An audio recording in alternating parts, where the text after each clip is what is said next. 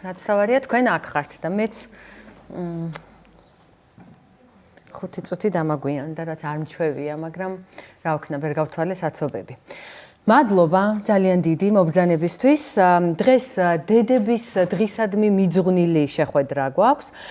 ცხადია, დედებისადმი, მშობლებისადმი ზოგადად მადლიერებას არ სჭირდება თარიღი, თუმცა 3 მარტი არის დღე, როცა მორიგჯერზე შეგვიძლია ხოლმე რომ მადლობა ვუთხრათ ჩვენს დედებს, მშობლებს და ვიყოთ მადლიერები იმ ამაგისთვის, იმ ზრუნვისთვის, რაც მათ გაწიეს.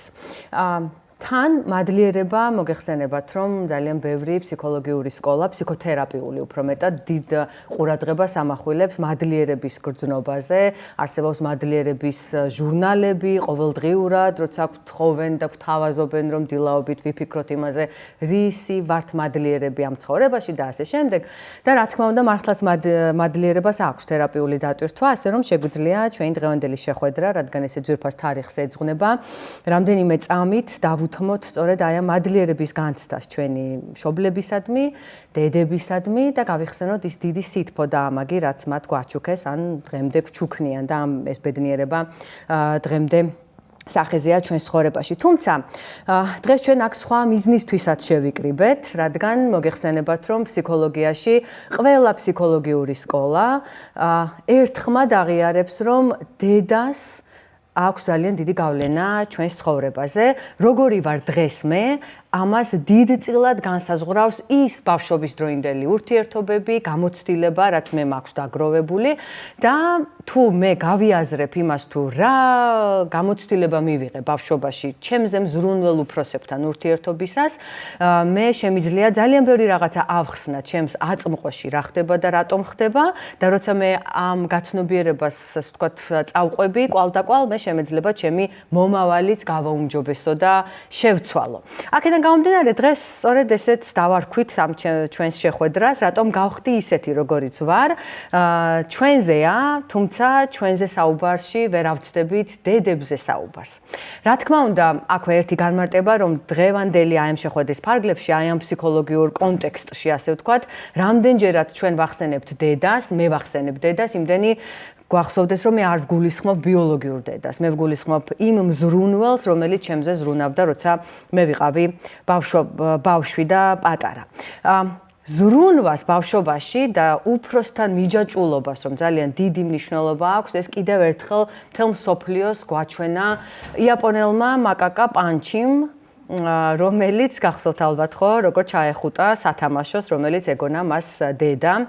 და როგორ ზრუნავდა და ხანეფერებოდა და მოკლედ იყო ერთ ამბავში. ამან გაგვახსენა, რა თქმა უნდა, ჩვენ ყველას ბოულბის ძალიან ცნობილი მიჯაჭვულობის თეორია, რომელზე დაყრდნობითაც გვექნება ჩვენ დღეს, ვთქვათ, გააზრების საშუალება ჩვენი ბავშვობის დროინდელი გამოცდილების და ჩვენი დედასთან და მშობლებთან ურთიერთობის.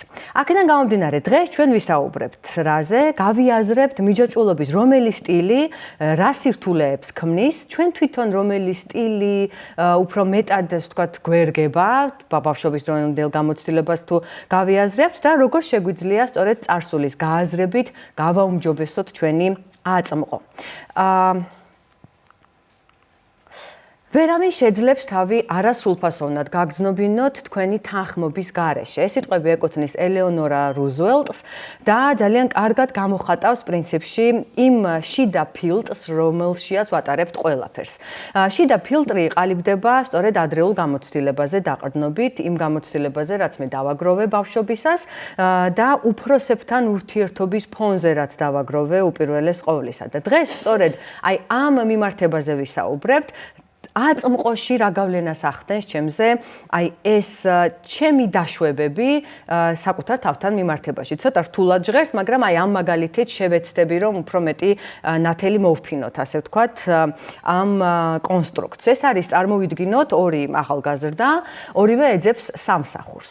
ორივე მივიდა გასაუბრებაზე და ორივე დაიწუნეს.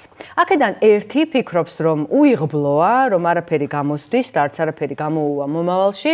ემოცია დეუფლება იმედგაცრუება სასოწარკვეთა და ქცევა მისი არის რომ წყვეტს ყველანაირ მცდელობას რომ სამსახური იპოვოს. მეორე, რომელიც ასევე დაიწუნეს გასაუბრებაზე, ფიქრობს რომ ეს მისთვის ძალიან კარგი გამოცდილება იყო და დაეხმარება შემდეგში რომ უფრო მეტი გამოცდილებით მივიდეს შემდეგ გასაუბრებებზე. ემოცია აქვს უფრო მეტად მოთმინების, ივსება მოტივაციით, ქცევა მისი პირველისგან განსხვავებით არის რომ აგრძელებს ქმედებას, სწავლობს ახალ სტრატეგიებს და საბოლოო ჯამში საქმდება კიდეც. ой, აღარ მუშაობს. მიცადე. კი, ხლავე. გამნახოთ. ესე ხო არ ქნა და მე ეხა დაინახავს. ხო. ერთი წუთით აბა ესე რო გავაკეთოთ და ესე აღარ შვება? კაი, всё, გავიგე. მიცადე? ხო, რაღაცა ჩემი. არა უშავს, ეხლავე დავაბრუნებ ჩვეულ ამბავში. всё, ხო ჩანს ეხა? ჩანს. შესაბამისად, ეს ორი ადამიანი ძალიან კარგად გვაჩვენებს, რომ რასაც ვფიქრობთ საკუთარ თავზე და როგორადაც ვაფასებთ საკუთარ შესაძლებლობებს, რიგ შემთხვევებში გადამწყვეტია და აქედან გამომდინარე ჩვენ უნდა გავაცნობიეროთ პირველი, რისგან შედგება ჩემი თვითშეფასება, მეორე, რა რწმენა წარმოდგენები მაქვს საკუთარ თავზე და მესამე, როდისაა ჩემი ქცევა ამგვარი ნეგატიური რწმენა წარმოდგენებით ნაკარნახევი და როგორ შემიძლია ის ჩავანაცვლო ობიექტური, ადეკვატური რწმენა წარმოდგენებით. როგორ ყალიბდება თვითშეფასება? ალბათ ყველას მოგვისმენია ფრაზები შენგან არაფერი გამოვა, ან შენ ბევრს შეძლებ, ხო? ეს ამგვარი შეფასებები ბავშვობაში, რა თქმა უნდა, ძალიან დიდ გავლენას ახდენს იმაზე, თუ როგორ აღვექვავ აწმყოში საკუთარ თავს და შესაბამისად, ესე ვთქვათ, პოეტურად რომ ვთქვათ, ადამიანი თავიდანვე რამდენიმე სარკეში იყურება. პირველი სარკე და რაზეც ჩვენ დღეს დიდი დოზით გვექნება საუბარი, ეს არის მშობლის სარკე, რომელშიაც ვიყურებით და აირეკლება საკუთარ თავი. მეორე სარკე ეს არის მასწავლებელი, რომლის თითოეული შეფასება ძალიან ბევრს ნიშნავს ბავშვისთვის და სწორედ ამიტომ დღეს უკვე ბევრს საუბრობენ ეგრეთ წოდებულ განმავითარებელ შეფასებებზე, ხო? რომ შეფასება უნდა იყოს ისეთი, რომელიც ბავშვს შთაანერგებს, უბრალოდ გაახსენებს და მისცემს იმის განცდის საშუალებას, რომ რაღაცა მას კარგად გამოსდის. და მხოლოდ ამის შემდეგ არის შესაძლებელი იმაზე საუბარი თუ რა გააუმჯობესოს და რა განავითაროს, იმიტომ რომ აი ეს სარკე მეორე სარკე, რომელშიაც ჩვენ ვიყურებით პატარები როცა ვართ, ძალიან ბევრს ნიშნავს ჩვენთვის. და ნუ მესამე სარკე, რა თქმა უნდა, ეს არის ზოგადად გარემო. ბავშვი ადრეული ასაკიდანვე გრძნობს, რამდენად მისაღებია მისი ქცევა, გარეგნობა, აკადემიური წარმატება და ასე შემდეგ. დღეს ჩვენ კონკრეტულად აი ამ პირველ სარკეზე ვისაუბრებთ, რომელსაც ქვია მშობელი, იმიტომ რომ ჩვენს ანარეკლს პირველად სწორედ მშობლის რეაქციებში ვხვდებით და შესაბამისად, კითხვაზე, რატომ გავხდი ისეთი, როგორიც ვარ, პასუხია შემდეგი, რომ მშობლებთან ურთიერთობის ფორმებში უნდა ვეძიოთ ეს. როგორი იყო დედა, რო გავიხსენო, ხო? დაკავებული იყო, დისტანცირებული, ემოციურად მიუწვდომელი, ზედმეტად მომთხოვნი, თუ პირიქით, ძალიან გადაფოფრილი, ძალიან ზედმეტად მზრუნველი, ჩემს ნაცვლად ყველაფერს ისაკეთებდა, როგორც იტყვიან ხოლმე, ხო? ერთად მივდივართ სკოლაში, ერთად ჩავაბარეთ უმაღლესში და ასე შემდეგ, ხო? როგორი თვისებების ამჟღავნებდა ის ჩემს მისამართით, ეს განსაზღვრავს იმ სამ მთავარ კითხვაზე პასუხს, რომელიც ყველაფერია პრაქტიკულად ჩვენთვის. ჩვენი მთელი, ვთქვათ, ფსიქოლოგია სამ მარტივ კითხვაზე შეიძლება დავიყვანოთ. ეს არის როგორი ვარ მე, როგორები არიან ადამიანები და როგორია სამყარო. მაგალითად, დედა თუ იყო ყოველთვის უყურადღებო და დედა თუ იყო ყოველთვის ზედაპირული, ჩემი მოთხოვნებისადმი, ჩემი სურვილებისადმი თუ განცდებისადმი, დიდი ალბათობაა იმისა, რომ მე ჩამომყალიბებოდა აი ამ სამ კითხვაზე შემდეგი პასუხები, რომ როგორი ვარ მე? მე არ ვარ სიყვარულის ობიექტი და სიყვარულის ღირსი და ამის გამო მუდმივად შემდგომ მაქვს სიყვარულს, აი people pleaser-ებს, რასაც ვეძახით და ამაზე ვისაუბრებთ მოგვიანებით, ხო? ან ყოველთვის ვცდილობ, რომ დავიმსახურო გარშემოყოფების სიყვარული, ამიტომ არ ვიცი არა მაგალითად ჩემს პრაქტიკაში და ასე შემდეგ. როგორები არიან ადამიანები, არის როგორც წესი, რომ ადამიანები დაუნახავები არიან და ადამიანები არ არიან, თქვათ, კეთილგანწყობილები და როგორია სამყარო? სამყარო შეიძლება იყოს დაუნდობელი. აი დაახლოებით აი ესე ძალიან ცხადად და ძალიან პირდაპირ კავშირს შეიძლება ჩვენ ვხედავდეთ ჩვენს წარსულ გამოცდილებასა და ჩვენ აწმყოში ჩვენს წარმოდგენებს შორის, აი ამ სამ მთავარ მკითხვასთან მიმართებით, როგორებიც არის, როგორი ვარ მე, როგორები არიან ადამიანები და როგორია სამყარო. დედასთან დაკავშირებით და დედის მნიშვნელობასთან დაკავშირებით ჩვენ ძალიან ბევრი ციტატა შეიძლება მოგვეყვანა, მათ შორის ქართული მხატვრული ლიტერატურიდან, შორს რომ არ წავიდეთ, მაგრამ ძალიან მიყვარს ხოლმე, როცა კვლევრები და ვთქვათ მეცნიერები უცებ რაღაცა მათთვის ძალიან ემოციურზე საუბრისას სრულიად გადმოვლენ ხოლმე ემოციურ კალაპოტში და ავიწყდებათ ყველაფერი მეცნიერული. აი ეს ქალი, რომელიც წიგნზე დაყრდნობითაც დღეს ვისაუბრებთ, ჩვენ ამ წიგნს ქვია Emotionally Absent Mother, ემოციურად მიუწვდომელი დედა. ეს არის ჯასმინ ლი კორი, რომელსაც აქვს ესეთი სიტყვები თავის წიგნში, რომელიც არაფერს განსაკუთრებულს ეხება, რაც ჩვენც არ გვიფიქრია არ ამბობს, მაგრამ მაინც ძალიან თბილია მეცნიერისგან სამეცნიერო ლიტერატურაში ამგვარი სიტყვები. დედა სიცოცხლის ხეა, ხე რომელიც იძლევა თავშესაფარს, დაცულობას, საკვებს, ხე სადაც შეგიძლია დაისვენო და ხე რომელიც შენია. მართლაც დედა არის ღერძი, რომლის გარშემოც არა მხოლოდ ბავშვის და ბავშვების, არამედ მთელი ოჯახის, მთელი აი ამ მიკროსისტემის ემოციური ყოველდღიურობა ტრიალებს.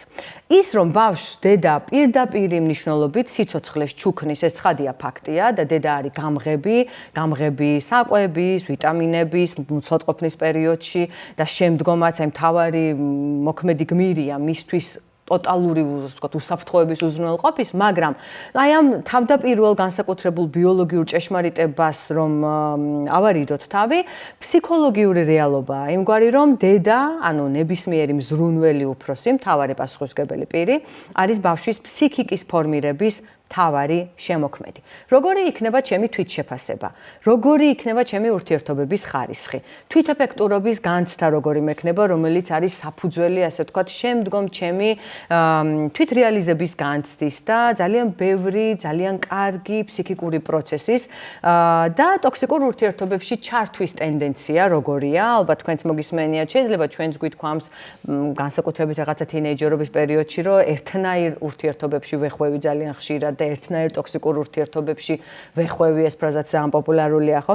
აი ამგვარი ამჟამად აწმყოში არსებული პრობლემები, როგორც წესი, პრობლემები ბჭყალებში, უფრო მეტად გასააზრებელი თავისებურებები, როგორც წესი არის პირდაპირ კავშირში ჩვენს ურთიერთობასთან, ყოველ შემთხვევაში დედასთან. აი ამ ყველაფრის ფესვები ხშირად დედასთან ურთიერთობის გამოცდილებაში უნდა ვეძებოთ. მაგრამ ეს ყველაფერი ცოტა შემაშფოთებლად ჟღერს, ხო? ეხლა მეც შვილი ვარ ერთის მხრივ, ამ კონტექსტშიც შემაშფოთებლად ჟღერს, რომ ამ ხელა გავლენა ჰქონდა, ვთქვათ, დედას ჩემს ცხოვრებაში და ჩემთვისაც ემოციურად რთულია, იმიტომ რომ დედა ვარ ამავდროულად ორი შვილის და მათ ცხოვრებაში ესე მნიშვნელოვან როლს თუ ვასრულებ, შეიძლება სადღაც ვიფიქროთ, რომ არც ვართ ამ ხელა დიდი პასუხისმგებლობისთვის მზად, ხო? მაგრამ აი აქ ჩვენს მხსნელად შემოვიდა თავის დროზე, ნახევარი საუკუნის და კიდევ უფრო დიდი ხნის წინ, დონალდ ვინიკოტი, რომელიც გახლდათ ძალიან დიდი პედიატრი და ფსიქოანალიტიკოსი, რომელმაც გითხრა, რომ სრულყოფილი დედები ჩვენ არ უნდა ვიყოთ, ჩვენ უნდა ვიყოთ საკმარისად კარგი დედა. ეხლა რას ნიშნავს საკმარისად კარგი დედა? ეს არის დედა, ადამიანი, რომელიც ბავშვის ცხოვრების დასაწყისში მაქსიმალურად ერგება მის საჭიროებებს, ქმნის აი ამ უსაფრთხო, აბსოლუტურად პროგნოზირებად გარემოს მისთვის, ხოლო შემდგომ ეტაპობრივად დგება განზე და ბავშვს აძლევს დამოუკიდებლად განვითარების საშუალებას. აი ამ გვიყვარს ეს ეპითეტი, ხო, და ამასაც მოუბრუნდებით, მოგვიანებით ფსიქოლოგიური ჭიპლარი ვერ გადავჭერით, თუ გადავჭერით, თუ როდის უნდა გადავჭრათ და ასე შემდეგ. აი ამაზეა სწორედ საუბარი, რომ ბავშვის ზრდასთან ერთად ჩემი აი ესეთი დიდი 100%-იანი თუ თუნდაც 90%-იანი როლი მის ცხოვრებაში ნელ-ნელა იკლებს, არ ვქრები, როგორც დედა, როგორც მშობელი, როგორც მთავარი ღერძი, სადაც ყოველთვის შეუძლია მოbrunება ისევ ადგილზე ვარ, მაგრამ ვაძლევ ამ თავისუფლებას ძალიან ბევრი შეცდომის დაშვების, გამოცდილების დაგროვების და ცხოვრების, რასაც ქვია, ხო? აი ეს არის ის, ასე ვთქვათ, დედობა, რასაც დონალდ ვინიკოტი საკმარისად კარგ დედას ეძახის და რაც ჩვენს ძალიან მნიშვნელოვანია, როგორც დედებმა გავიაზროთ, ან როგორც შვილებმა გავიაზროთ, რამდენად იყვნენ ჩვენი მშობლები თუ ჩვენი დედა, ვთქვათ, აი ამგვარ კონტექსტში საკმარისად კარგი, როდის მომცა ბჭყალებში საკმარისად კარგი, რა თქმა უნდა, თორე დარწმუნებული ვარ, რომ რომ ყველას გადასარევებში დედები ყავდა და ყავს და მათი წვლილი და მათი ამაგი რა თქმა უნდა ძალიან დასაფასებელია, მაგრამ აი მაინც გააზრება იმისა, რომ სად არის ის რაღაცეები, რამაც ჩემი ამჟამინდელი ხასიათის თვისებების ფორმირება მოახდინა. და აქვე ერთი ამას თერაპიულ პროცესშიც ეხლა ცხადია, როცა პაციენტი მოდის თერაპიაზე, როგორც წესი ვსაუბრობს ბავშვობის დროინდელ გამოცდილებაზე, თავისით მიდის ხოლმე სულ კითხვაც არ დასვა, მაინც დედასთან ურთიერთობაზე და ყოველთვის აქ ვაკეთებთ ხოლმე ძალიან მკაფიო განმარტებას, რომ ჩვენ მშობლების, ასე ვთქვათ, არასწორ ნაბიჯებზე თუნდაც ვსაუბრობთ არც ერთ შემთხვევაში მათი კრიტიკის, ან მერე მათთან მიბრუნების და რაღაცა საყვედურის ფორმის თქმის კონტექსტში, ხო? არა. ჩვენ მხოლოდ უნდა ვიყოთ კმაყოფილი და მადლიერი, რომ რაც გააკეთეს მაქსიმუმი იმ დროისთვის შეძლეს, მაგრამ დღევანდელი პერსპექტივიდან გააზრება ჩემი წარსულის გამოცდილების მე მეხმარება, რომ ჩემი მომავალი შევცვალო, აღარ ვიყო აი ამ რაღაცა ციკლში გაუგებარი ურთიერთობების თუ დაბალი თვითშეფასების, ხო? აი დღევანდელ შეხვედრასაც მინდა ეს ელფერი უფრო ჰქონდეს. და აი ამ კონტექსტში საკმარისად კარგი დედა როგორია, ამ კითხვაზე პასუხი არის ხოლმე ყოველთვის ძალიან საინტერესო, რომ სად რა გზავნილი დამაკლდა ბავშვობაში ეს რომ გავიაზრო. რაც შეეხება გზავნილებს, აქ ისევ ჯასმინ ლიკორი გვთავაზობს აი ამ 10 გზავნილს, რომელიც კლინიკური ფსიქოლოგიის კონტექსტში დადასტურებულია, რომ არის ძალიან მნიშვნელოვანი თურმე რომ ბავშვებს ესმოდეს და რომ ჩვენც გაგვეგო ჩვენი მშობლებისგან. პირველი გზავნილი ეს არის მიხარია რომ აქ ხარ. გზავნილი, რომელსაც ბავშვი იღებს, როცა ის ჯერ კიდე დედის მუცელში ყალიბდება. ნუ გარკვეული ფსიქოლოგიური სკოლები გვეუბნებიან, რომ ჯერ კიდე მუცლად ყოფნის პერიოდში ბავშვმა იცის, ის იყო სასურველი, თუ არ იყო სასურველი და ეხა პრინციპში მარიამი გვესწრება და მარიამს ყველაზე მეტი გამოცდილება აქვს, რომ მოესმინა იმ ადამიანებისთვის, რომლებსაც თქვა თავიანთ ძალიან რთულ ბიოგრაფიაში უწერიათ ისეთი ფაქტები, როგორიც არის გაშვილება, ბიოლოგიური მშობლების გარეშე გააზრდა და მათ სულ აქვთ, აი ყველა თითქოს ინტერვიუში ერთი და იგივე ლაიტმოტივი გასდევს ხოლმე, რომ აქვთ განცდაში, რომ იქ არ არიან, სადაც უნდა იყვნენ. აქვთ განცდაში, რომ სადღაც სხვაგან არის მათი ადგილი და ეს სიცარიელი ყოველთვის თან დაყვებათ, ხო? შეიძლება არც იცოდნენ ფაქტად, მაგრამ ყველა იხსენებს, რომ ეს განცდად მოდიოდა. შესაბამისად, აი ეს ერთი მთავარი გზავნილი არის, რომ მიხარია რომ გაჩნდი, მე შენ გელოდებოდი. რა თქმა უნდა, ხა ყველა დედის ცხოვრება არ არის ესეთი მარტივი და შეიძლება ყველას მართლაც არ ჰქონდეს თავის ბიოგრაფიაში დედობის, რომ ყველა შულს ერთნაირად ელოდებოდა, ან რა ვიცი, რთულია ცხოვრება, ხო? მაგრამ ბავშვისთვის ეს ძალიან მნიშვნელოვანია, იცოდეს, რომ აი ეს მშობელი მას ელოდებოდა და მის დაბადებას სიხარულით შეხვდნენ და ეს განცდა ქმნის მთავარ რაღაცას, უსაფრთხო ფონს იმისთვის, რომ ბავშვმა საკუთარი თავი კომფორტულად იგრძნოს საკუთარ სხეულში, იგრძნოს დროსა და სივრცეში კომფორტულად და რაღაცა შინაგანი ნებართვა აქვსო თითქოს არსებობაზეო და ეს ფრაზაც ძალიან მენიშნა აი ამ კონტექსტში, სწორედ გაშვილებული შვილების კონტექსტში. და აი ამ გზავნილის დეფიციტი როგორც წესი იწვევს მიტოვების ძლიერ შიშს, არსებობის გამართლების მუდმივ საჭიროებას და განცდას ზედმეტი ვარ. შემდეგი ეს არის ხედავ. ბავშვისთვის პირველი სარკე, როგორც თქვით, არის მშობელი და დედის გავლით ბავშვი სწავლობს საკუთარი თავის დანახვასაც, აცნობიერებს, რომ მისი შინაგანი სამყარო რეალური და მნიშვნელოვანია. და ამ გზავნილის დეფიციტი ხშირად მიანიშნებს იმაზე, რომ აი სხვაგვარი რომ ვიყო, დედა შემამჩნევდა, ყურადღებას უფრო მეტად დავიმსახურებდი და ეს უსარგებლობის განცდა, ყველანაირ კონტექსტში ჩემი ბრალია, მოგისმენიათ შეიძლება ადამიანებისგან, ხო? არის მისი ბრალი, არ არის მისი ბრალი, ამბობს, რომ ხო, რაღაცა ჩემი ბრალია, ბოდიში სიხდის იქ, სადაც საერთოდ არ არის საბოდიშო და ასე შემდეგ, ხო? და მუდმივი მცდელობა მოერგოს სხვის მოლოდინებს. ეს არის შედეგი აწმყოში უკვე ბავშვობაში განცდილი აი ამ გზავნილის დეფიციტის. შემდეგი ეს არის ჩემთვის განსაკუთრებული ხარ. ესეც ერთ-ერთი მთავარი გზავნილია, რომ უნიკალურია, დაფასებულია და მიღებულია ბავშვი ისეთი, როგორიც არის და მას არ სჭირდება შეცვლა იმისთვის, რომ სიყვარული დაიმსახუროს. და ამ განცდის დეფიციტი იწვევს იმას, რომ მე ერთ-ერთი ვარ და არა ერთადერთი და ჩემი მშობლისთვის განსაკუთრებული. კიდევ ერთი მნიშვნელოვანი გზავნილი ეს არის პატივსქცემ. დედა, მშობელი პატივს სცემს ბავშვს, უჭერს მხარს მის უნიკალურ მეს, აძლევს სივრცეს წეს თვითგამოხატვისთვის.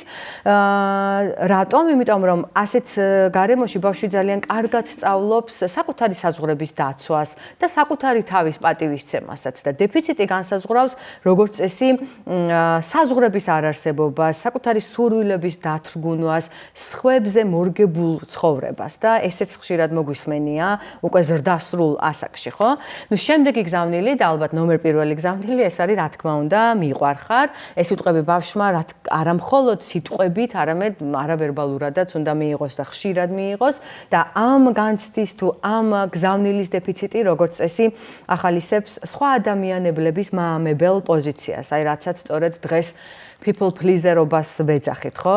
სხვა მაამებელი პოზიცია ესე ვთარგმნეთ ქართულად პრინციპში, ხო? როცა არ არსებობს საკუთარი მე რა მინდა არის სადღაც გადაწეული და სხვას რა უნდა ამაზე ერგება, უფრო მოერგება უფრო მეტად ადამიანი და შემდგომ და უკვე გვიან ხდება იმის გაცნობიერება, რომ აი სხვისი ცხოვრებით ვიცხოვრე, ჩემი ოჯახის წევრების ცხოვრებით ვიცხოვრე, შვილების ცხოვრებით ვიცხოვრე და რაღაც ასაკში მე იგივე თუნდაც ეგ განვითარების ფსიქოლოგიის კონტექსტში რომ გავიაზროთ, რასაც გვეუბნება თუნდაც როჯერსი, რომლის თანახმადაც აი უკან რომ მოიხედებიო, არისო ან მთლიანობის განცდა, ან სასოწარკვეთისო. და აი ამიტომ ყოველთვის ჩვენ უნდა დავაკვირდეთ ამას, რომ ბავშვობაში მე ხომ არ მეკლდა, აი ეს ამგვარი გზავნილები და ამის გამოძახილი ხომ არ არის დღეს ის რომ მე ვთქვათ მიჭირს თუნდაც ჩემი საზღვრების დაცვა ან არას თქმა და ამგვარი გაცნობიერებიდან უკვე გადავდივართ შემდგომ იმაზე თუ როგორ უნდა გამოვასწოროთ ეს მდგომარეობა, რაზეც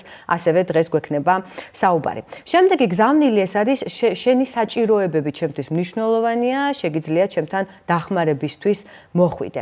დედა დამხმარეა, მშობელი დამხმარეა, აი ჩვენც ესე უნდა მივუდგეთ, ასე ვთქვათ საკუთარ მშობლის როლს, რომ მე უნდა ვიყო დახმარების წყარო ბავშვებისთვის, იმიტომ რომ ზრდასრულ ასაკში უკვე მე ეს მიუთითებს იმაზე, რომ პრობლემებს მარტო უნდა გავუმკლავდე, ვერავინ დამეხმარება, ესეთი ადამიანებიც ალბათ გაგიგიათ, ხო, რომ მზად არიან, რომ თვითონ მარტო შეერკინონ ლომს, იმიტომ რომ არა აქვთ ბავშვობაში პრაქტიკაში ეს გამოცდილება, რომ მას ეხმარებიან, მას ხედავენ და მისი საჭიროებები მნიშვნელოვანია.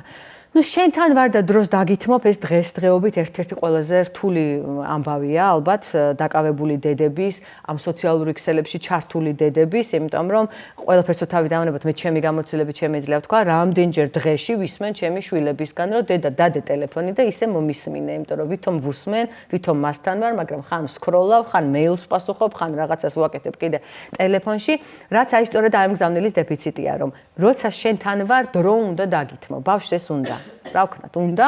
აი ამის დეფიციტი უკვე ზრდასრულ ასაკში ყურადღების მოთხოვნის არაჯანსაღი გზების ძიებისკენ მივდივართ და ურთიერთობებში დაუკმაყოფილებლობის განცდისკენ. და ნუ დაგიცავზე ბევრს აღარ ვისაუბრებ, იმიტომ რომ უკვე ვთქვით, რამდენად მნიშვნელოვანია და აი ეს ბოლო ორი გზავნილიც ჩემთვის ძალიან თბილია, ამგვარად რო არის გამოყოფილი, ასე ვთქვათ, ერთი ის არის რომ შეგიძლია მომენდო და დაისვენო, იმიტომ რომ დედა და აი მოგვიანებით ვისაუბრებთ ამაზე, რა როლს ასრულებს უსაფრთხო მიჯაჭვულობაზე, როცა ვსაუბრობთ დედა, მე შენი სახლი ვარ, აი პირობითი სახლი არის სწორედ ეს, რომ აი ბინა და რაღაცა ადგილი და სივრცე კიდე სხვა არის, მაგრამ აი სახლს ქართულშიც რაღაცა კონოტაციური თვალსაზრისით სხვა დატვირთვა აქვს, ხო?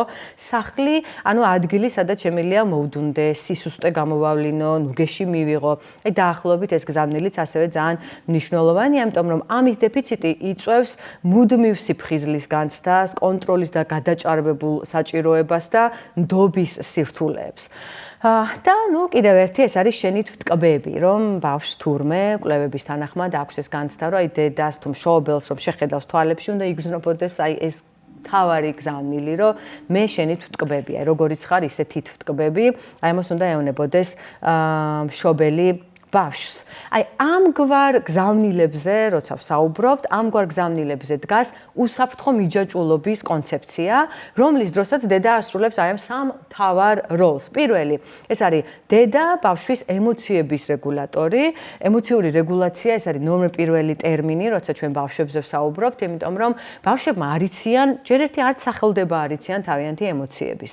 არიციან, როგორ მართონ მერე ეს ემოციები. ძალიან ხშირად ეპითეტსაც ესეც იყენებენ ხოლმე, რომ აი წარმოიდგინეთ, რომ აღელვებულ ზღვაში გემი უნდა მართოს ადამიანმა, რომელმაც არ იცის გემის მართვა. დაახლოებით ეს არის ბავშვებისთვის, ბავშვობის ასაკში ის ზღვა ემოციები, რომლის მართვაც არ იცის, სახელის დარქმევაც არ იცის და დედა და მშობელი არის ის მთავარი პირი, რომელიც და რომელშიაც უნდა აირეკლოს მისი ეს განცდები და დაარქვას სახელები და როცა სახელებს დაარქმევს, შემდგომ მართოს კიდე ეს მისი ემოციები, ხო? ძალიან ხშირად თინეიჯერებთან მიმართებაში მშობლებს აქვთ ხოლმე, რომ ძალიან ემოციურია და რა ვუყოთ. და მე რო ვკითხავ ხოლმე, თქვა დედა მოიყვანს და რო ვკითხავ ხოლმე, რომ აი მამა როგორია, მომიყევით მამაზე. აი მამამ თლად გიჟად არის, მამაზე რა მოგიყვეთ? ეხა ისეთი ემოციურია და მე ვეუბნები, რომ მამა თუ ესეთი ემოციურია, რომ მამაზე ვერ ვილაპარაკებთ ამ სივრცეში, რატო გვიკვირსო, შვილიც ემოციური იქნება, ხო? შესაბამისად, ჩვენ უნდა გვახსოვდეს, რომ მშობლები ვართ ბავშვების ემოციური რეგულაციის მთავარი, ასე ვთქვათ, იარაღი.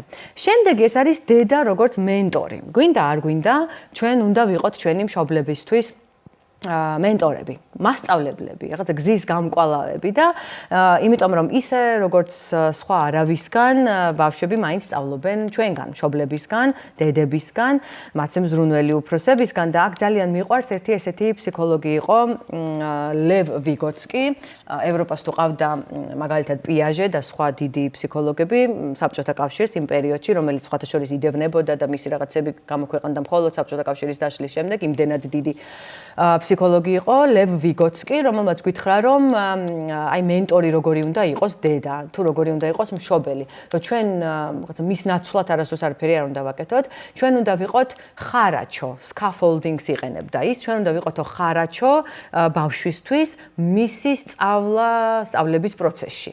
ბავშვმა თვითონ უნდა ისწავლოს და ჩვენ უნდა დავეხმაროთ, რომ ვიყოთ აი ეს რაღაცა ბოძი თუ საყრდენი, რომელსაც მიეყრდნება, როცა საჭირო გახდება, მაგრამ თავარია რომ მან აი ეს გზა თვითონ გაიაროს. აი დაახლოებით ესე რომ წარმოვიდგინოთ, ეს მეორე როლი, რომელსაც ქვია დედა როგორც მენტორი და დედა როგორც ათვლისა და დაბრუნების წერტილი.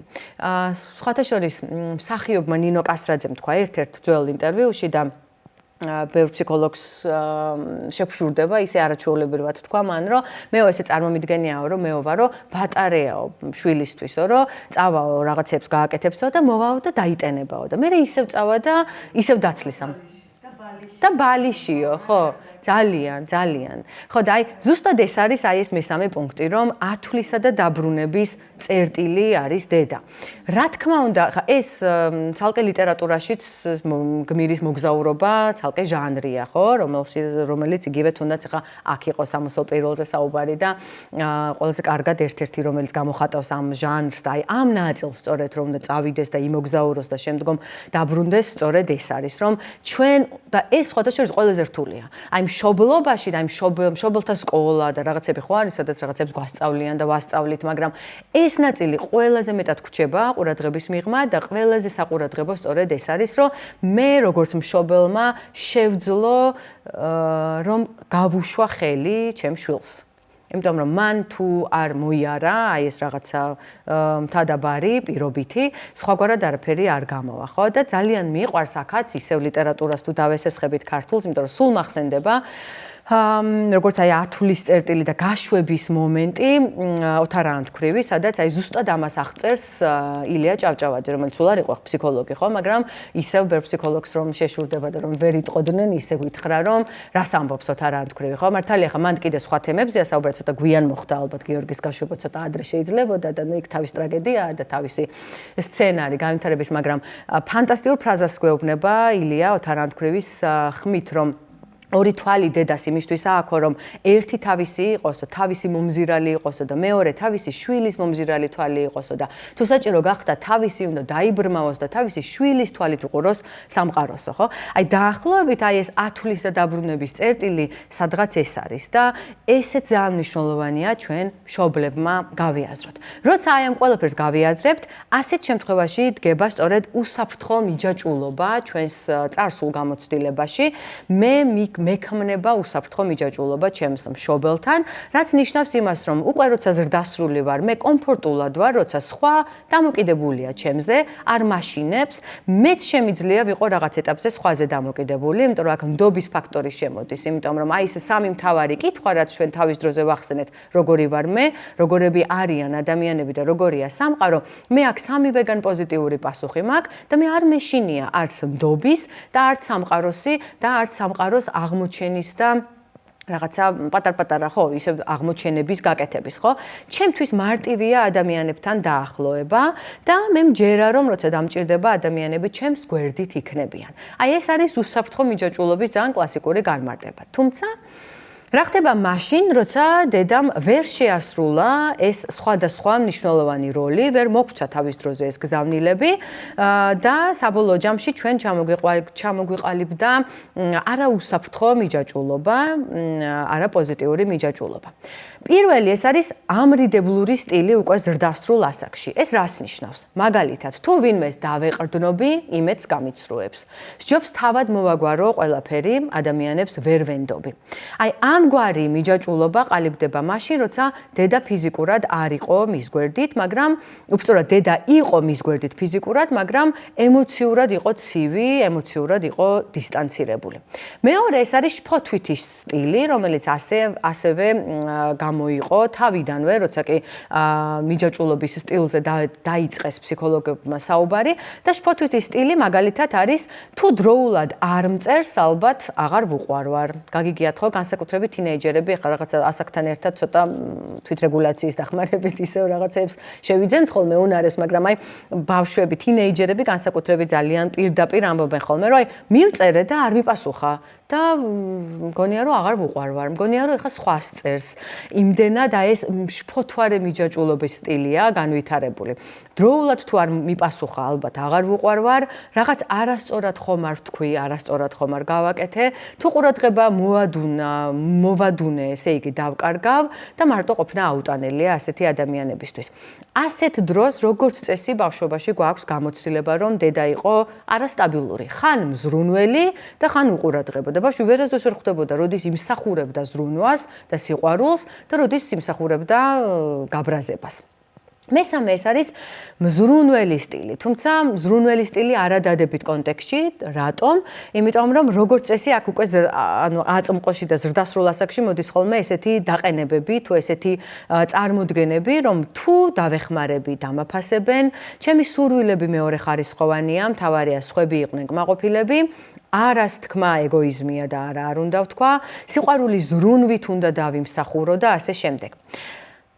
ასეთ დროს ბავშვობაში ხშირად გვაქვს გამოცდილება, როცა დედა ზრუნავდა მაშინ, როცა კმაყოფილი იყო ბავშვის ქცევით, მიღწევებით. აი, როცა 5-იანს მიიღებდა თუ 10-იანს დღევანდელი შეფასების სისტემით და კმაყოფილი იყო დედა და აქებდა და როცა 10-იანს ვერ მიიღებდა, მაშინ ვერც იმსახურებდა ეს ბავშვი თავზე ხელის გადასმას და საქებარ სიტყვებს. და მეოთხე სტილი ეს არის, როცა უბრალოდ, არის სამწუხაროდ ოჯახები, სადაც მშობელი საშიშია, საფრთხის წყაროა და რა თქმა უნდა, ასეთ დროს ბავშვს უვითარდება დეზორგანიზებული სტილი მიჯაჭვულობის, მარტოყოფნა მტკივნეულია, მაგრამ როცა ვინმე ძალიან ახლოს მოდის, შფოთვა მიპყრობს, ურთიერთობა მიზიდავს, მაგრამ მაშინვე მაშინებს და ასე შემდეგ. შესაბამისად, აი ეს დედასთან ადრეული გამოცდილება ფაქტია, რომ ძალიან დიდ გავლენას ახდენს იმაზე, თუ როგორ ვხედავ საკუთარ თავს და სხვებს უკვე ზრდასრულ ასაკში და სწორედ აი მის გასააზრებლად, თუ რამდენად შემაშფოთებელია ბავშვისთვის გაფანტული, გაღიზიანებული მზრუნველი მასზე, გვთავაზობენ ხოლმე წარმოვიდგინოთ, რომ წარმოიდგინეთ, რომ თვითფრინავში დაჯექით და უცებ აღმოაჩინე, რომ პილოტი არის ნასვამი. ან შედიხარ საოპერაციოში და აღმოაჩენ, რომ ქირურგი არ არის ქირურგი და არის სტომატოლოგი მაგალითად და ასე შემდეგ. მუცლის ღრუს ოპერაციაზე როცა შედიხარ და მოკლედ აი რა შფოთვაც აი ამ ასეთ გაუგებრობაში გვიპყრობსო გვირჩევენ კლინიკური ფსიქოლოგები, რომლებიც ამ მიმართულებით მუშაობენ, რომ წარმოვიდგინოთ, რომ აი სწორედ ამ შფოთვაში უწევს ბავშვს გაზრდა და ამ შფოთვა გამოვლილი, როცა უკვე მე ზრდასრული ვარ, რა თქმა უნდა, ეს ჩემ აწმყოზე ახდენს გავლენას. თუმცა უნდა გვახსოვდეს, რომ თუ გრძნობს ბავშვი უპირობო სიყვარულს, რასაც ქვია თუ იღებს უპირობოს, მშობლობაში დაშვებულ შეცდომებსაც კი ძალიან მარტივად გვპატიობს და პატიობს დედას და მამას. აი თერაპიიდან შემიძლია რამდენიმე მაგალითი მოგიყვანოთ.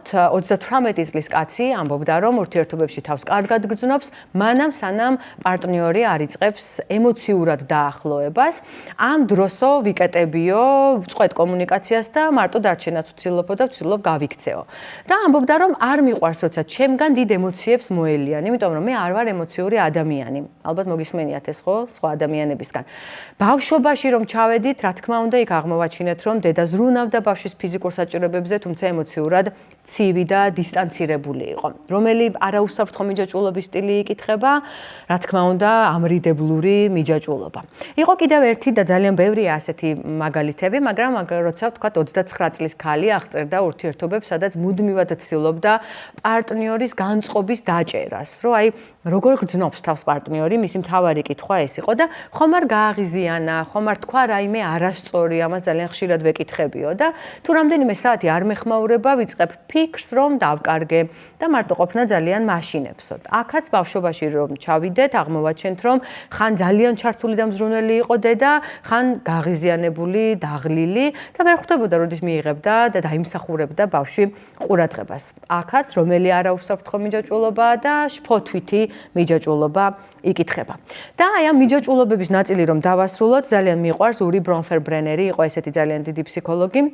მისი ეს სიტყვები, ყველა ბავშვს სჭირდება მინიმუმ ერთი ზრდასრული გვერდით, რომელსაც ის სიგიჟემდე უყვარს და ეს სიყვარული ირაციონალურიაო. ანუ არაფერს არ ექვემდებარება, უბრალოდ ძალიან დიდი სიყვარულია ბავშვისადმი.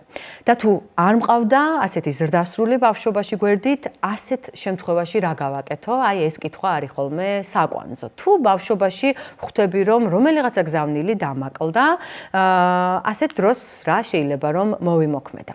როცა ვაცნობიერებ, რომ ჩემი ამჟამინდელი თვითშეფასების პრობლემები ბავშვობის კონკრეტულ ეპიზოდებს უკავშირდება, რეალურად ჩვენი გაჯანსაღების პროცესით სწორედ აქ იწყება და აი აქ უკვე გადავდივართ ასე ვთქვათ მესამე ნაწილზე ჩვენი შეხვედრის, როცა ჩვენ ვისაუბრებთ იმაზე, რომ არა აქვს მნიშვნელობა მე რა დოზით დამაკლდა ბავშვობაში რაღაცა და რატო და რის დანაკლისმა გამოიწვია ჩემი ამჟამინდელი ისეთი თვითშეფასება, როგორი თვითშეფასებაც მაქვს, მაგრამ მთავარია, რომ რა უნდა გავაკეთოს დღეს უკვე ზრდასრულ ასაკში, რომ მე შევცვალო ჩემი მიმართება წარსულთან, რათა გავაუმჯობესო ჩემი მომავალი.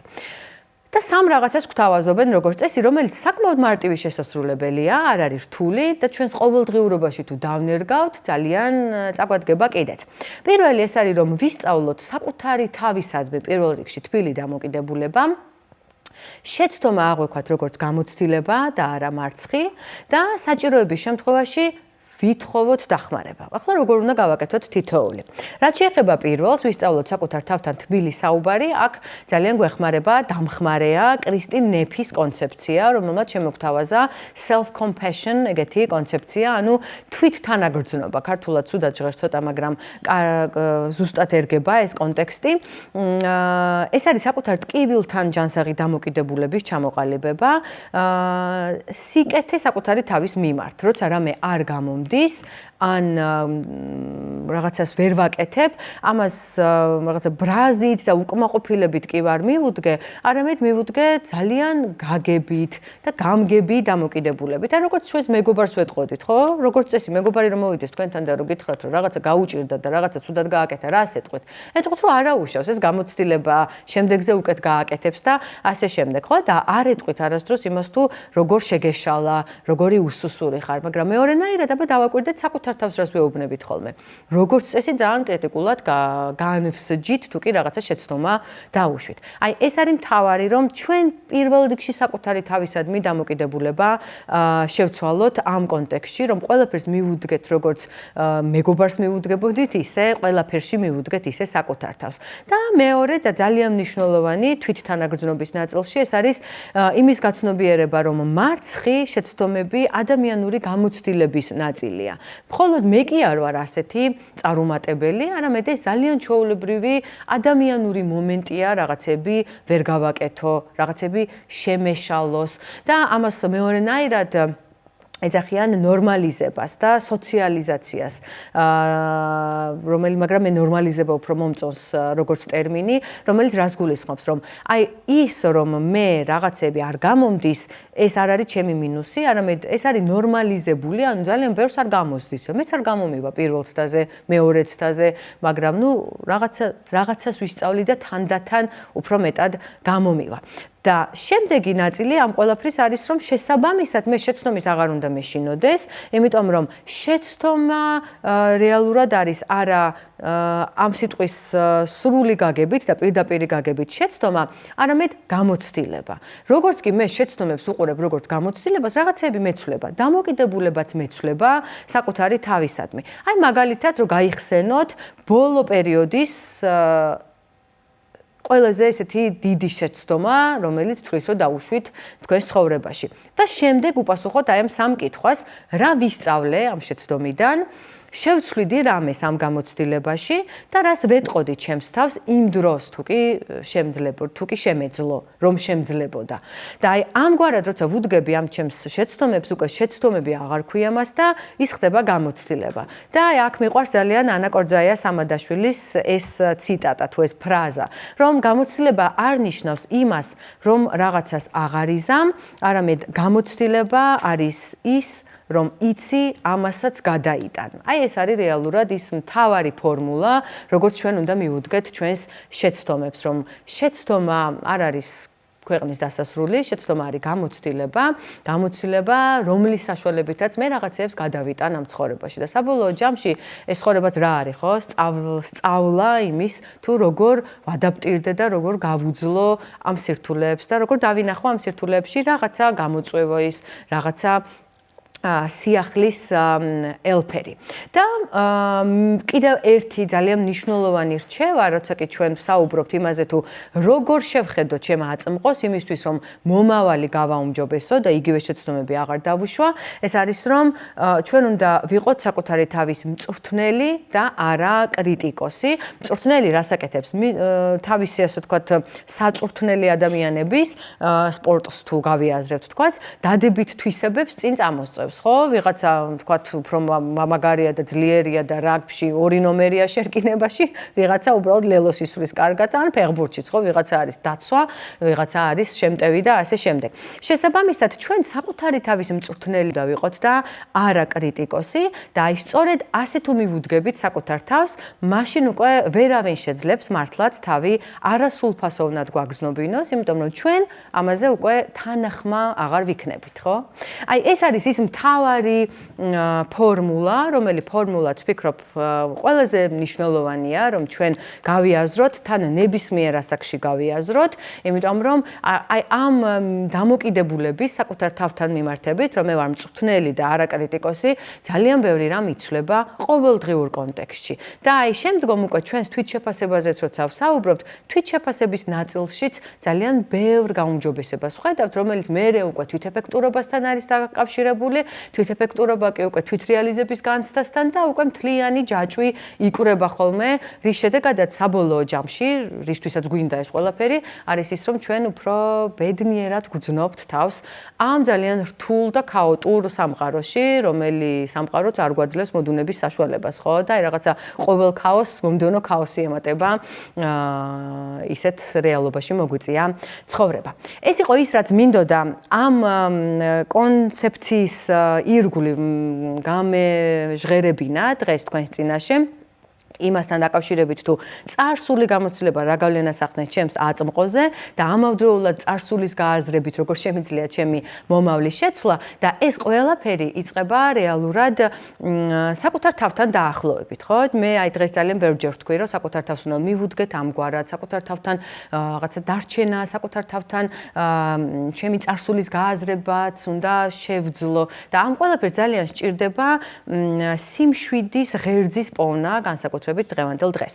და დღეს გადავწყვიტე, რომ ერთი ესეთი ექსპერიმენტი შემოგთავაზოთ.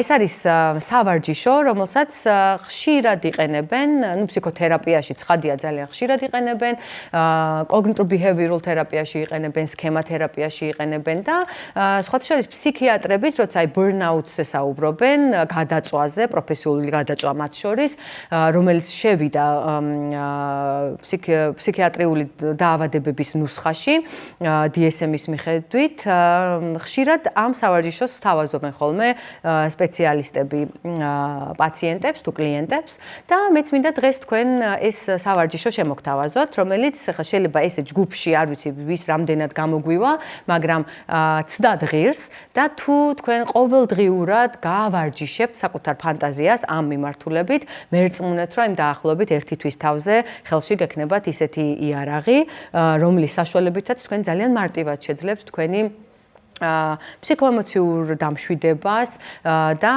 რაღაცა აი ბალანსის პოვნას, ჰომეოსტაზურ მდგომარეობაში დაბრუნებას ყველა ჯერზე, როცა კი გარემო შეგვარყევს ხოლმე და რაღაცა ძალიან ძლიერ სტრესს განგვაცდევინებს. ცადოთ? კარგი. ხო, აღარც უნდა ჩანდეს, იმიტომ რომ ეს უნდა იყოს, ასე ვთქვათ, ბატონო? მე მგონა მემთხარით. ერთი სიტყვით, ეს არის სავარჯიშო უსაფრთხო ადგილი, რომლის საშუალებითაც ჩვენ წარმოვიდგენთ უსაფრთხო ეს გამორთე, აღარ გვჭირდება პრინციპში, ხო? იცი რა, არ გვინდა შუქი, იმიტომ რომ თვალები უნდა დავხუჭოთ ახლა, მთავარი ამბავი ამაშია. კარგი, ეგ გამორთოთ.